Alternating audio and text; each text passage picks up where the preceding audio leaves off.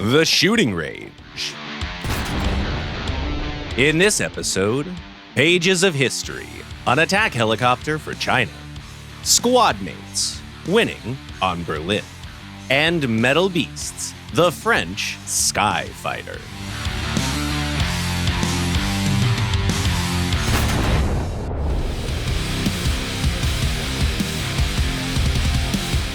The Mirage F1 was full of advantages, but still lacked one major thing. A French fighter must be a tailless delta-wing plane.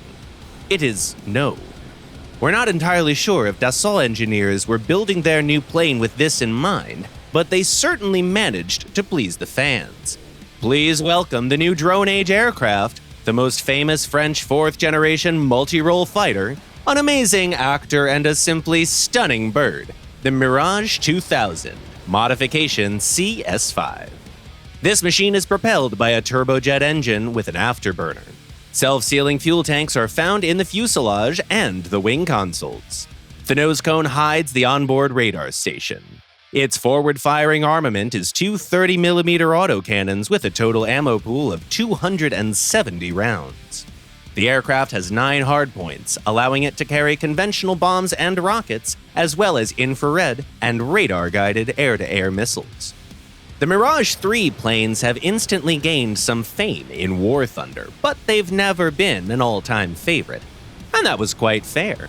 The Phantoms have better firepower, the MiGs have more energy, and the Drakens are more extravagant. Could the 2000 model change the state of things and make a new leader? Let's start with its flight performance.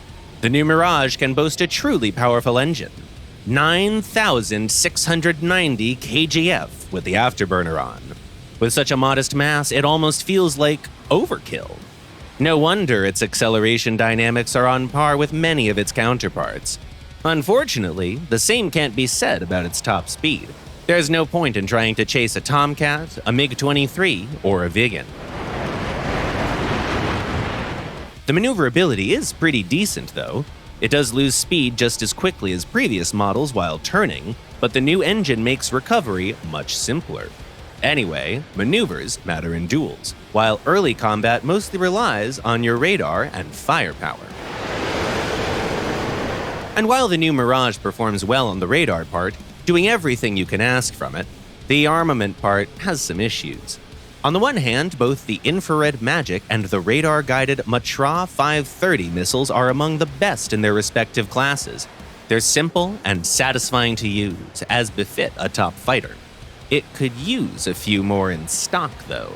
The opponents have 8, or at least 6 missiles, while this French fighter only has 4. It means that the Mirage 2000 is indeed a fearsome enemy, but only early in battle.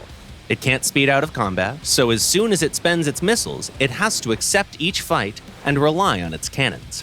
They aren't that bad, but one can't help but notice they're lacking velocity for such a high battle rating.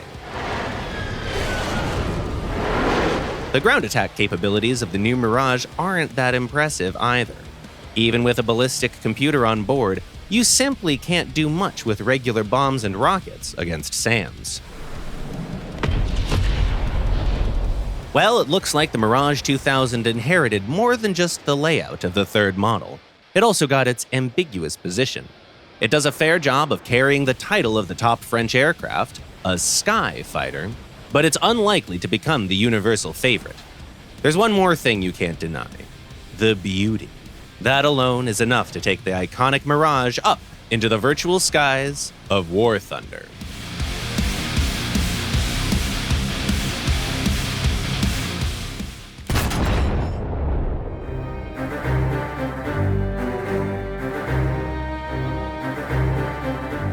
At the turn of the last century, the experts saw little to no potential for China to become a strong aircraft nation. Indeed, what major role could this country have in the aerospace industry? All their effort was limited to copying and adapting old foreign developments, mostly Soviet or European. And we're speaking about planes here. While the helicopter situation was even worse. China received some piston-engined Mi-4 from the Soviet Union in the 1950s, and continued to use licensed copies. The Europeans forbade copying the later French Alouette and Gazelle models, while the licensed production of the Eurocopter AS-565 Panther, under the name Z9, experienced major issues in the early 1980s. China did get some Mi-24 via some third parties, but didn't even attempt to copy them. So, at the beginning of the 21st century, the nation still had no proper attack helicopter. No less than a miracle was required, and no one really anticipated one. Well, they might try purchasing something abroad if they could find someone willing to sell. And then, it came like thunder. April 2003 saw the first images of the Chinese attack helicopter. It was both similar and dissimilar to what other nations have been making. The Z-10 turned out to be based on the concept of a light anti-tank helicopter by the Kamov Design Bureau. Still, the resemblance was limited to some broad strokes. The Chinese engineers did most of the work on their own. The only imported part was the American turboshaft engines, and even those were replaced by homegrown ones by the time the heli reached production. The experts came to and started analyzing the Z-10's performance in comparison to its closest counterparts, trying to figure out whether China had enough resources to make any decent numbers of such helis. And then, thunder struck again. In 2011, the second Chinese attack helicopter took to the skies. This one was lighter, more maneuverable, and quicker, the Z-19. It looked somewhat familiar. Now, wait a minute. Yet again, the Chinese engineers avoided reinventing the wheel and simply borrowed some experience, this time from the Americans. The latter managed to create the Cobra, the first ever anti-tank helicopter, by simply adding a new narrow fuselage to the engine-propeller power plant of the Huey during the Vietnam War. So why couldn't the same be done to the Z-9? The very same Eurocopter that China licensed back in the 80s. They could indeed. Even despite the European company's pleas, like, "Hey, you can't do that!" Well, duh. Who would be happy to see a competitor for the Mangusta and the Tiger in the Asian aircraft market? The most surprising part about the new Z-19 was that not a single part of it was made abroad. A Chinese machine, through and through, ready for mass production. It was breathtaking. The Z-10 and the Z-19 manufacturing had no hiccups and saturated the Chinese army, while the world was still trying to grasp what happened. It feels like thunder may come for the third time. It would make all the sense for China to be finishing up its new, more advanced attack helicopter. What will it look like? Only time will tell.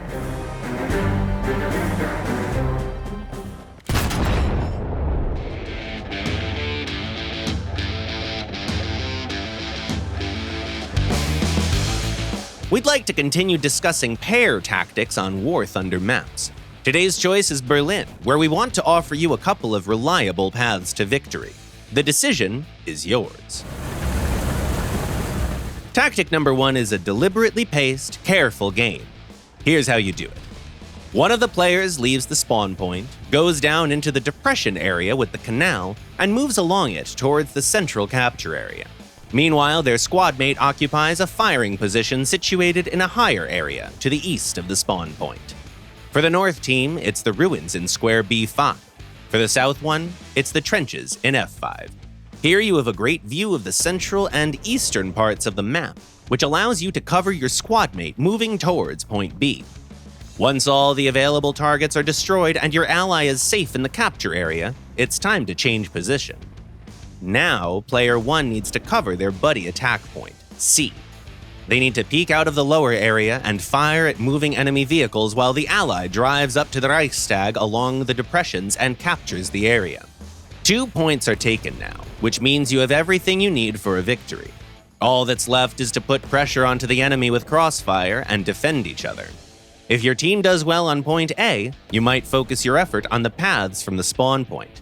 If you see some struggling, you may also take a look to the west. It's a pretty open part, so take care and try to avoid unwanted exposure. There's also an alternative, more aggressive tactic. Once you both spawn, move towards these positions on lines 4 and 5. For the north team, they're found in squares B4 and B5, while the south team needs to move to E4 and E5. This move creates a good opportunity for crossfiring at the very beginning of the battle. One tank distracts the enemy, the other one peeks out and delivers the crushing blow. The squadmates need to slowly advance towards the map's center using this trick.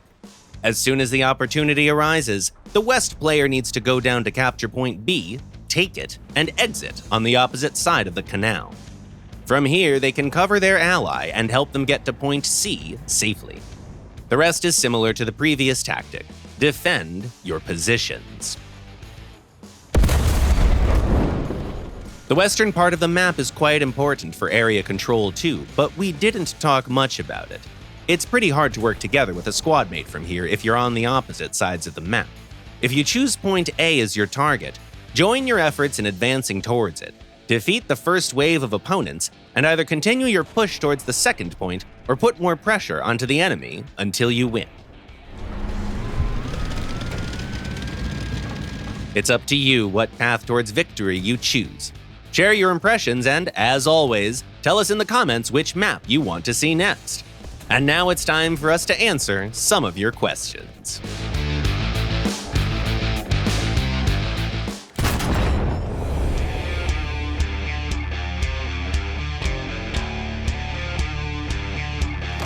The first question was sent by a player called @335.